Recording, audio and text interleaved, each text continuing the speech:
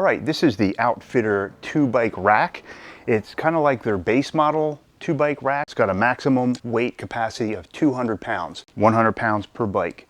If you're going to put it on the back of an RV, however, you need to reduce that to 120 pounds. It actually is designed for regular like road bikes, gravel bikes, that kind of thing, but you could definitely get a e-bike on here. E-bikes, at least the e-bikes I've had, weigh 50, 60 pounds, so you got plenty of room for one of those. The rack is designed to fit a 2-inch hitch, not a smaller one. So if you have a smaller hitch, you're going to want a different rack or get an adapter of some sort. The maximum wheelbase for this rack is 58 inches, and it will accommodate up to a 5-inch wide fat tire. The unit itself weighs 42 pounds. As you can see, it has padded J-hook. It's not going to scratch or damage your bike. It has very little sway, as we're going to show when we do the on-the-road test. It comes with a 1-year warranty, and as you can see, it's got a safety reflector right down here for added visibility. This rack does tilt and it does fold, and I'm going to show you some of those options right now to see how that works. All right, so one of the features of this rack is that it can tilt. So the reason you'd want it to tilt is if you need to get into your hatchback here. If this opens right now, it's going to come up and it's going to hit the rack. Especially if you have bikes on here, you don't want to try and do that. So with this particular rack, you could tip this down, but if you have a bike on here, you don't want to do that. So what you want to do, take some of the weight off of here, pull this clip out, and this pin comes out. Then you can allow the bike to tilt out of the way, so that now you can open your hatchback. And there's enough clearance here for you to walk in here and get what you need out of your vehicle. So that's a really nice feature. So even with the bikes on here, it's not recommended to tilt it with the bikes on here because of the weight. But if you have relatively light bikes like I've got here and you're fairly strong, so what you can do is get back here, take some weight off this pin, pull the pin out, and gently lower your bikes, and now you can open the hatchback without hitting your bikes, and you can still get in to load and unload your vehicle without any problem. Now again, if you have really heavy bikes on here, you don't want to do this, but you can still take your bikes off the rack and tilt it if necessary. And then once it's closed, lift up the bikes. And again, this is not really easy to do, so you might need 2 people to help you do that if you're going to do that with bikes on the rack. Once you get to your destination and you've taken the bikes off the rack, next thing you're going to want to do, especially if you're in a parking lot where there's a lot of people walking around, you want to loosen this up, tilt this down, snug it up again, take a little bit of weight off of this pin, pull this out, pull out this pin, and fold it up. And then fold it up, put the pin back in so it doesn't move.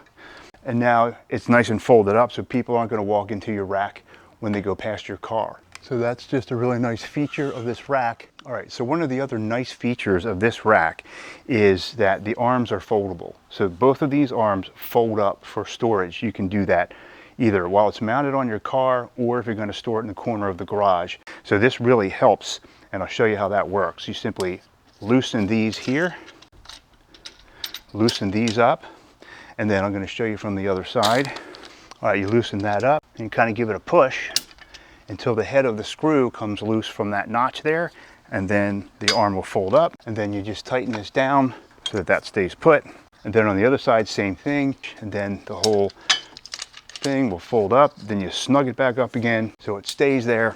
And when it's folded up, you end up with a very small rack just like that. And that's what it's going to look like when the sides are folded up. So that's going to be a lot easier to store in your garage or even on your vehicle if that works better for you. And while it's folded up, you can still tilt that down so you can get into your hatchback. All right, now to load up the bikes, first thing you want to do is take out these retaining pins here. Make sure they're out of the way.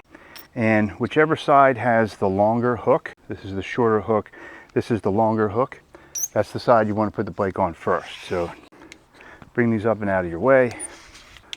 All right, and then get the bike you're going to put on there. You loosen these up if you're not sure if your bike is set up yet. As far as the wheelbase goes, you can loosen up these cradles so that they'll move easy for you to line up the bikes. All right, so we're going to put this bike on here. All right, and the wheelbase is not quite big enough, and we want to kind of center this on the back of the truck. So we're going to loosen this one up. Bring it down this way. Make sure your pedals aren't going to hit anything. Take your J-hook at the top here, loosen it up, and just press that down. Put a little pressure on that and then tighten it up. All right, the bike's nice and snug. Now you make sure you tighten up the cradles here. If you're just going to do one bike, then you're done. If you're going to do two bikes, which we're going to do, we're just going to bring the next one on. Make sure your J-hook is up as high as it goes. There's plenty of room between the rack and the car to get in here and load the second bike, which is outstanding. All right, once you got the cradles where you want them, push your J-hook down till it gets nice and secure on the top tube here, and then snug that up so it's not going to go anywhere. Then make sure your cradles are snug. Now that we have everything adjusted.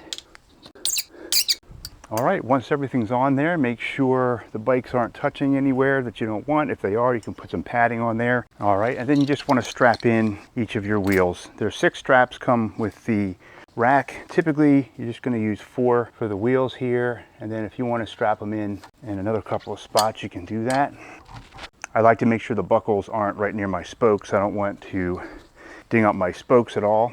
So just speed these through. They're just spring-loaded ratchets on here. There's just like a spring-loaded clamp right here. So you just pull this through, snug it up. Just do that for all 4 tires. All right, and now we're secure there. All right, and then the last thing you want to do is take one of these pins and put it in right above each of the clamps here. So it's just a little extra safety precaution. All right, and then before you go, just do a quick snug up on every one of these thumb screws here. Make sure everything is tight. Make sure your pins are in and the retaining rings are in. Make sure your hitch is good and your retaining ring is in there. Give everything just a gentle shake here to make sure nothing's loose, and you are good to go. Now we're going to go for a ride and see how we do. All right, here we are. Going for a ride. I want to see how much sway.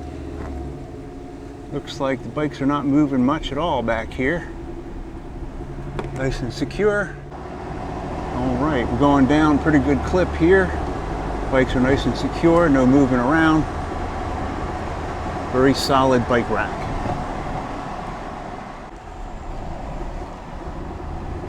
All right, going down a pretty windy road here, and the bikes are staying nice and secure. Well, it's a pretty bumpy ride back here. Just got back from our little drive here, and everything nice and secure. Nothing has moved, nothing got damaged, nothing is bumped or scratched. To unload the bikes, first you want to take your wheel straps off. Come off real easy just by unclasping the buckle. All right, and then I would just work backwards. We want to get the inside bike off first. All you need to do is go in here, get your retaining pins out, loosen your J-hook right here, grab a hold of the bike, push the J-hook up, and lift the bike right off the rack. And then go to your second bike, loosen the J-hook, hold on to the bike, slide the J-hook up, tip the bike out. You can either snug that back up or just let it drop. Grab your bike and lift it off. All right, so this is a pretty good rack. It's about $200 from Outfitr. Outfitr 2-bike rack. Works really well. It's basic design, but it's got a lot of nice features. It's got the folding feature, the tilting feature. I'm completely satisfied with this rack. The folding feature alone is something that I'm definitely going to use, as I'm going to store my rack right in the corner of the garage here. If you want to check it out, there's a link down in the description for the Outfitr website, and they got a lot of other racks there too, in case this one isn't quite what you need. All right, well, thanks for watching, and we'll see you in the next video.